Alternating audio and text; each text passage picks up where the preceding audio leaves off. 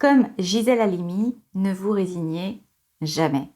Bonjour mes amis qui chaque jour passent à l'action ou voulez passer à l'action pour vous construire cette vie libre, indépendante et heureuse que vous voulez et que vous méritez. Aujourd'hui, une vidéo particulière en lien avec le décès de Gisèle Halimi qui a beaucoup compté pour moi en tant que femme et en tant qu'avocate, et notamment au travers de son livre « Ne vous résignez jamais ». Aujourd'hui, donc, j'en parle avec vous et je vous apporte un petit témoignage sur ce parcours qu'elle a eu qui m'a beaucoup inspirée.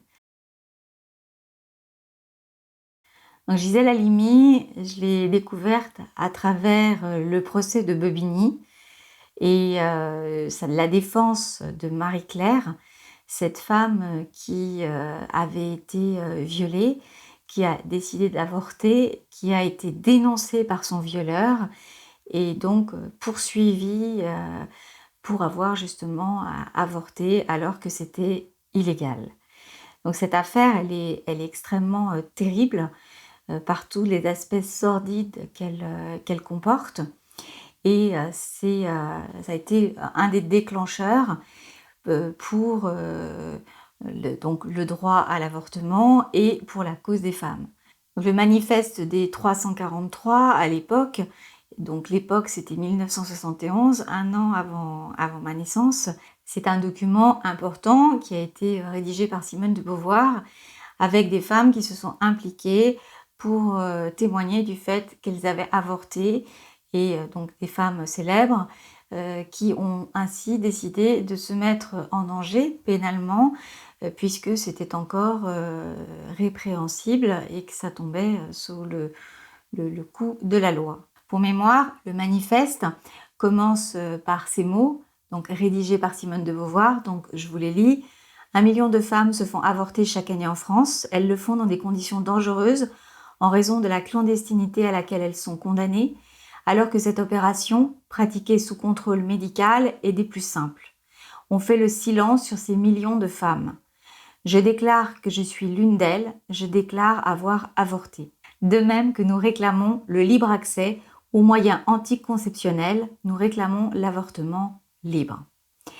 Donc, ces mots ont été rédigés par Simone de Beauvoir et avec le procès de Bobigny, s'est enclenchée cette dynamique avec la loi Veil et cet engagement pour lutter sur les violences faites aux femmes et notamment les violences sexuelles. À titre personnel, j'ai envie de faire un petit aparté sur le fait que moi, personnellement, Simone de Beauvoir, même si ça a beaucoup contribué, c'est pas une femme qui me fait vibrer.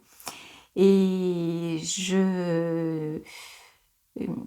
il y a un discours chez elle qui ne me parle pas, même si les causes qu'elle a défendues sont importantes. Et je n'oublie pas aussi qu'elle a été une rabatteuse de jeunes filles pour Jean-Paul Sartre.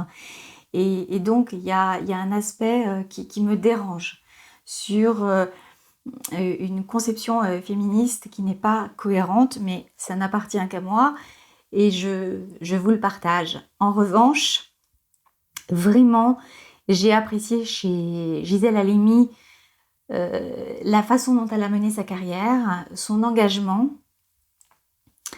J'aime beaucoup aussi son écriture.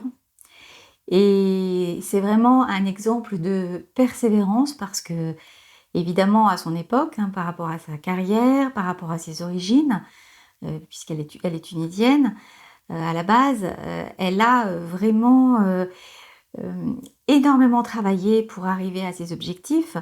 Et c'est quelque chose qui me semble très important en tant que femme, c'est vraiment de développer cette liberté financière, cette liberté de travail, pour avoir ce que j'appelle régulièrement une vie libre, indépendante et heureuse. Et pour moi, ça représente choisir ce qui nous correspond le plus entre être célibataire, être en couple, avoir des enfants, ne pas en avoir une carrière et quel type de carrière.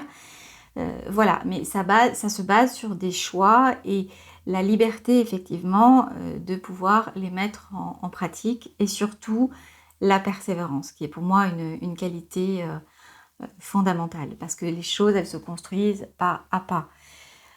Voilà, donc je vous recommande de nouveau la lecture de son livre, et Ne vous résignez jamais, et de ses autres livres aussi, hein, si vous le souhaitez, qui sont aussi très intéressants.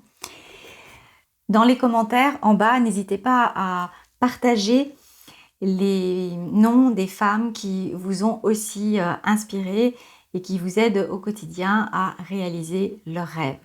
N'oubliez pas de vous abonner à la chaîne en cliquant sur l'onglet des notifications, parce que ça permet de continuer à faire grandir cette formidable communauté très solidaire du bonheur en amour après des épreuves.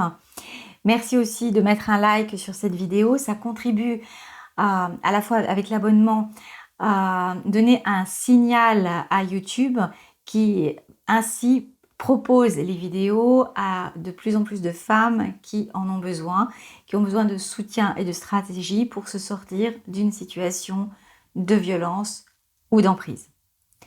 Prenez bien soin de vous, je vous embrasse et je vous dis à bientôt pour une prochaine vidéo.